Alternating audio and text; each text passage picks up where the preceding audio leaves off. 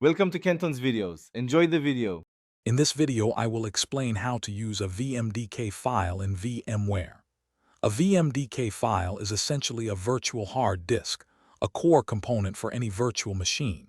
It contains all the data, operating system, and applications for your virtual environment. Understanding these files is crucial for managing your virtual infrastructure effectively, whether you are a beginner or an experienced user. Let's dive into the specifics. To use an existing VMDK, first open your VMware software.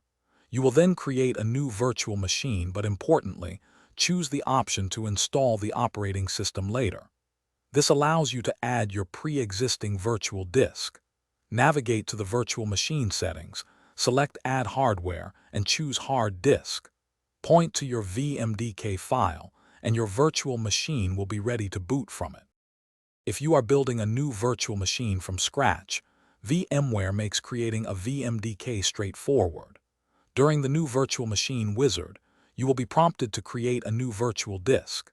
Here, you can specify the size, perhaps 60 gigabytes, and where it should be stored on your host machine. VMware then automatically generates the VMDK file, which will be formatted and ready for you to install your chosen operating system. When working with VMDK files, a few best practices can prevent common issues. Always ensure the file path is correct and that VMware has proper access. Insufficient disk space on your host machine is a frequent problem, so always check you have enough.